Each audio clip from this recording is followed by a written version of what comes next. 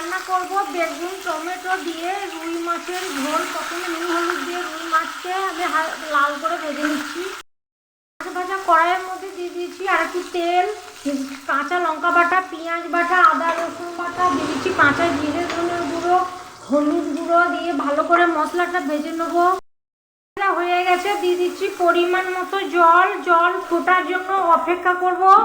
এবার দিয়ে দিচ্ছি বেগুন সেদ্ধ করে নেব। সেদ্ধ হয়ে গেছে, এবার আমি দিয়ে দিচ্ছি কেটে রাখা টমেটো আর লবণ দিয়ে বেগুন টমেটো আর একটু সেদ্ধ করে নেব। বেগুন সেদ্ধ হয়ে গেছে, এবার দিয়ে দিচ্ছি ভেজে রাখা মাছ, দিয়ে কিছুক্ষণ জাল দিয়ে নেব। একটু চিনি আর ধনেপাতা ছড়িয়ে একটু গ্যাস বন্ধ করে রেখে দেবো।